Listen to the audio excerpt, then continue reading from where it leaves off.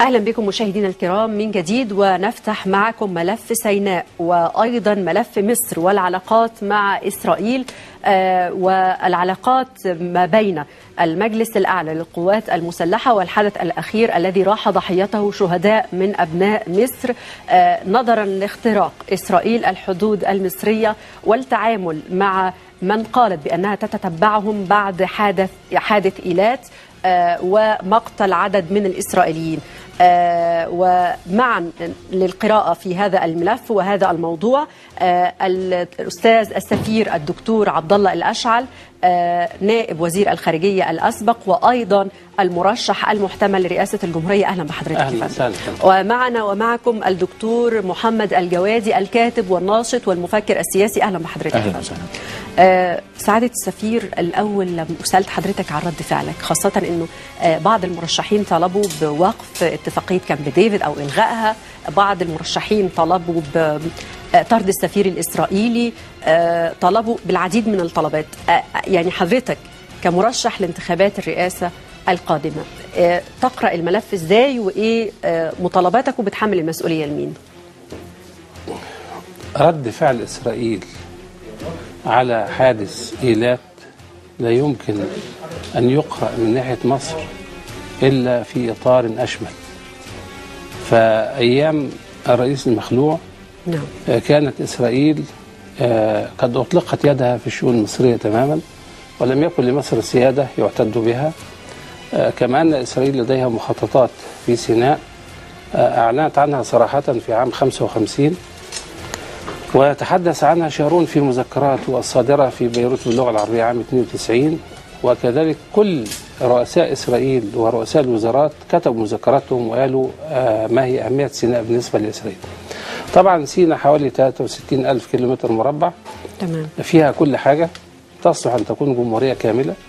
هي قد إسرائيل بفلسطين الكل وحوالي مرتين. فيها موارد طبيعية، إسرائيل ما فيهاش ولا مورد طبيعي. سيناء من وجهة نظر إسرائيل كانت دائما منطقة غير هامة بالنسبة لمصر وليست جزءا من الوطن المصري. وبعدين سيناء لم تكن منطقة هامة لمصر في نظر إسرائيل. في نظر إسرائيل إنها منطقة يعني عاملة زي الزيادة الدودية كده مالهاش لازمة. انطباع انطباع إسرائيل، ده موقف إسرائيل. يعني إحنا دلوقتي عايزين نفهم إسرائيل تتصرف العقلية الإسرائيلية. تمام. منطق إسرائيل في التصرف إيه؟ ففي عام 56 لما حصل العدوان الثلاثي احتلت إسرائيل سيناء، تمام، وبعدين أعادتها لمصر مقابل. هم بيشتغلوا على المدى الطويل. المقابل إيه؟ إن هم طبعا لما خدوا أم رشرش المصرية وسموها إيلات سنة 49-50، أم رشرش ظلت ميناء ولكن مهجور، ما فيش سفن تروح فيه نظرا الحظر لفرضها مصر باعتبار حالة الحرب بين مصر وإسرائيل. فإسرائيل تمكنت من أنها ترغم مصر على المرور في خليج العقبة مقابل إعادة سيناء، وتم ذلك في اتفاق تم إبرامه بين الدكتور محمود فوزي وزير الخارجية في ذلك الوقت ودجها مرشولد أمين عام الأمم المتحدة. الوحيد اللي ما كانش يعرف بهذا الاتفاق هو الشعب المصري. فلما جه جمال عبد الناصر في 29 مايو سنة 67 وقال أغلقنا، الشعب المصري لم يتساءل أيغلق المغلق، لأنه الافتراض أنه مغلق أصلا. فأنا بقول أنه إسرائيل لما رجعت سيناء خدت حق المرور في خليج العقبة. لما جت إسرائيل بقى ضربت مصر في 67 وخدت سيناء، فإحنا استرجعنا سيناء على بكثير من التحفظات بما في ذلك عدم وجود العسكري، تمام، مقابل رهن الإرادة المصرية بالكامل. فهنا اللي حصل أن إسرائيل عينها على سيناء. يعني إحنا رجعت سيناء مقابل رهن الإرادة المصرية بالكامل من عهد السادات.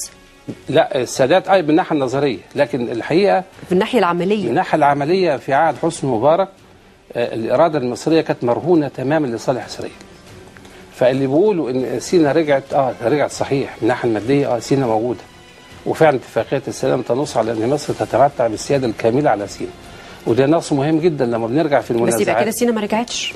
ما احنا دلوقتي بعد كده الفكرة ايه؟ طب سيناء كان ممكن ترجع 100% لو تم تعميرها، لكن عدم تعمير سيناء ربما بالتفاهم يسأل فيها حسني مبارك ليه ما عمرش سيناء، رغم مجلس الشعب مجلس الشورى أصدروا عدد من الدراسات لتعمير سيناء. رئيس السادات كان عنده برنامج تعمير سيناء، وفعلا جميع المشروعات تقوم بها القوات المسلحة توقفت. المهم، كيف نظرت إسرائيل إلى سيناء في معاهدة السلام؟ إسرائيل فرضت على مصر نظرية مش مكتوبة في المعاهدة، ولكن قالت إن سيناء كانت دائما مسرح للعمليات والهجوم من جانب القاهرة على إسرائيل. تمام. مع العلم إن مصر عمرها ما هاجمت حد ولا عمرها اعتدت على حد، وإسرائيل بالذات لم يعتدي أحد عليها. المرة الوحيدة اللي ضربت إسرائيل داخل أراضيها هي أيام 2006 لما حزب الله ضرب بالصواريخ بتاعته. فهنا اللي حصل إن احنا سلمنا في ذلك الوقت إن فعلا احنا معتدين، وإن سيناء ما دامت مسرح يبقى لازم يحيد. هذا التحييد اللي هو ما تضمنه الملحق العسكري لاتفاقية السلام، اللي هو تقييد عدد القوات والأسلحة في سيناء وقسموها 3 مناطق ألف وب وج. تمام. اللي حاصل النهارده ان اسرائيل قالت اول امبارح ان الحادث وقع بالقرب من الحدود المصريه الاسرائيليه، مما يعني ان مصر لها دخل في الموضوع بس مش واضح. وبعدين بعد لا كده ده واضح جدا. عارف حضرتك النهارده رئيس الوزراء ده في الاول بيقولوا انه مش بس ليها، ده مصر ليها دور، والمصريين كانوا على علم، والمصريين ساعدوا في دخول المسلحين من غزة بعلم وبإدراك أو بتغاضي. جميل. لداخل إسرائيل. هنفترض أن مصر قامت بهذا الدور. لو قامت بهذا الدور، لو كانت قامت بهذا الدور، ده يعتبر انتهاك لاتفاقية السلام من جانب مصر. طيب لو إسرائيل قالت أنت يا مصر اللي متسببة في هذا الموضوع ومصر تقول لها لأ، يبقى في نزاع حول المعاهدة. المعاهدة بتنص في أحد موادها على طرق تسوية المنازعات. كيف تتصرف إسرائيل من طرف واحد فتقرر أن مصر هي اللي انتهكت المعاهدة، وتقرر أيضا رد الفعل وتقوم بتمشيط المنطقة داخل الأراضي المصرية؟ هي دي النقطة. مع افتراض إن طب إذا من الذي انتهك المعاهدة؟ طيب صحيح. الرد إيه في الحالة دي؟ أنا في رأيي خليني أرجع لحضرتك على الرد في الحالة دي، ده جزء مهم. بس عايز أقول الدلالة بتاعة الهجوم دي. اتفضل. بس الدلالة بعد إذنك نص ثانية. اتفضل. الدلالة الأولى أن سيناء اللي قاعدوا يكبروا في الخطر بتاعها والقاعدة راحت وبتعني مصر عاجزة عن حماية سيناء. طيب هي مصر عاجزة عن حماية سيناء ليه؟ لأن إسرائيل هي اللي بتصدر لها العمليات الإرهابية، وهي اللي شلت إيديها بموجب اتفاقية السلام. يبقى مصر لا تستطيع حماية سيناء من مؤامرات إسرائيل. نعم. تاني حاجة إنها تريد أن تختبر رد فعل المجلس الأعلى وتريد أن تحرجه. فإذا رد المجلس رد عسكري يبقى داخل في مواجهة عسكرية غير محسوبة مع إسرائيل.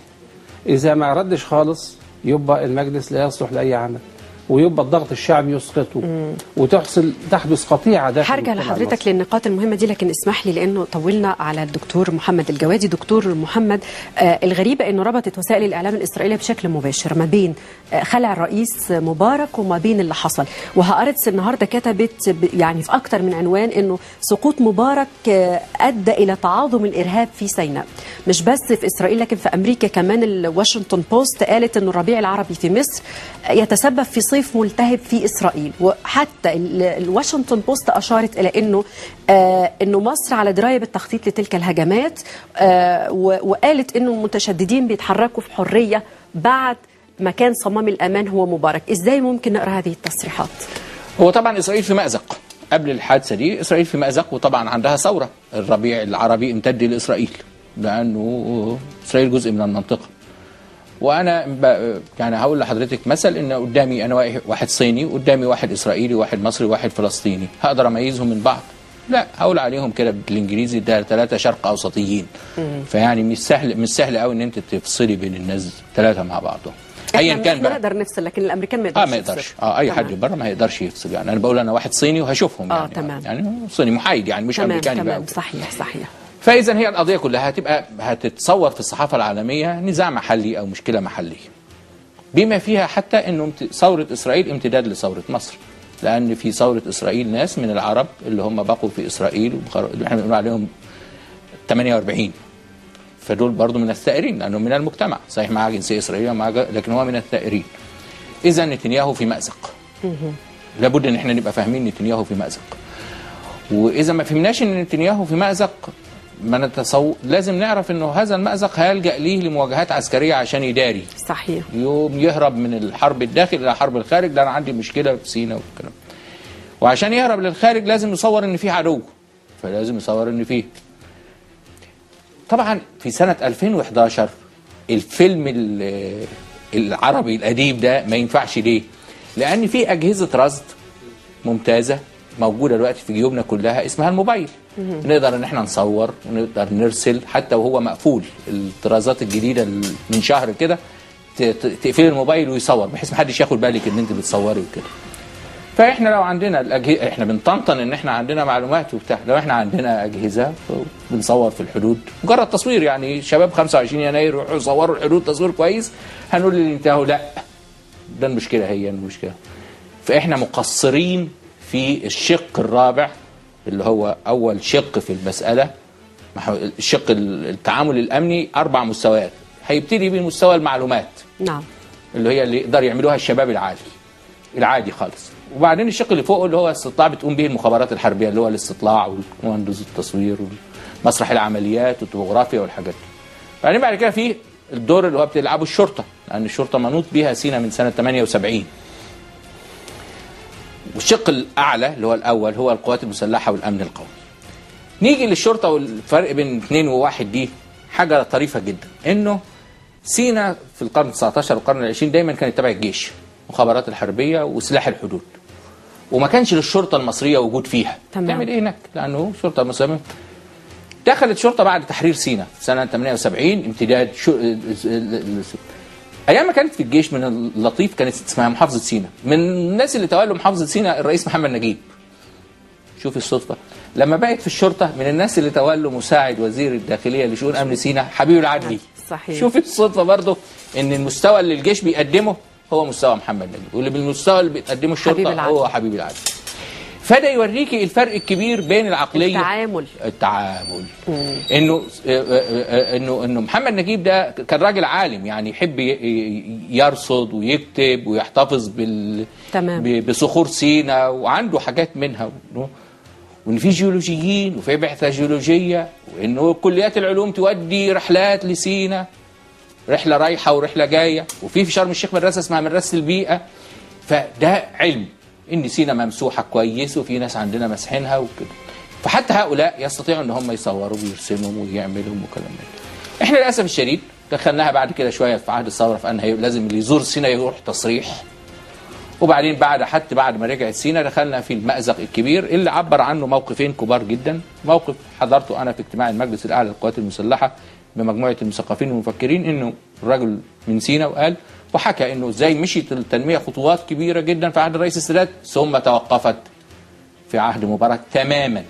يؤكد هذا ما رواه المهندس حسن الله الكفراوي، انه كان عنده جهاز تعمير سينا والرئيس مبارك قال له وقف ده خالص، كفايه على سينا كده. الغريب بقى ان احنا في مصر بنحب نخدع نفسنا. في ناس بيكرهوا الرئيس السادات، من حقهم يكرهوا الرئيس السادات. فصائل كثيره من اليسار يكرهوا الرئيس السادات. لكن من الصعب انه ينقل الحوار على ان الرئيس السادات هو السبب في كده، الرئيس السادات اللي رجع سينا، ونقعد نقول ده الرئيس هو اللي ضيع سينا، هو اللي رجع سينا.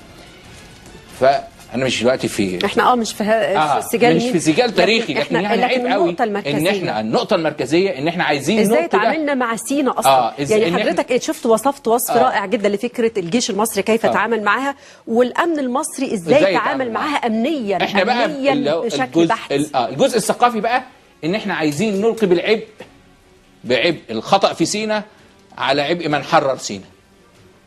طيب ده في حد ذاته. طب ومبارك ما كانش نقطة مفصلية في التعامل مع سينا واللي وصلت ليه؟ يعني فكرة انه تبقى الإرادة المصرية مرهونة زي ما قال. ايوه طبعا، ما هو دي المشكلة. الناس عايزين يعني في ناس ما زالوا موجودين اللي هم بيسموهم الفلول، عايزين ينجوا مبارك من هذا الذنب ويلقوا به على السادات، مع ان السادات هو اللي حرر سينا وانه خد فيها خطوات عملية كبيرة، منها السيفون اللي تحت، ومنها ترعة السلام، ومنها. يعني انا قصدي اقول انه مهم قوي كميه الوعي، ان احنا نعرف احنا ابتدينا الغلط امتى. يعني ابتدينا الغلط 83 مش 77. ده مهم. بس ممكن ناس تقول ان احنا بدأناه 83 يعني 77 ودمرنا الدنيا بعد كده 83. اصل المسائل اللي زي دي انا فاهم وجهه نظر حضرتك لا تحتمل هذا المماحكه. المماحكه في ان احنا نقول مين اللي. طب احنا خلينا في النقطة دي، حضرتك أشرت النقطة مهمة جدا هي فكرة الجيش.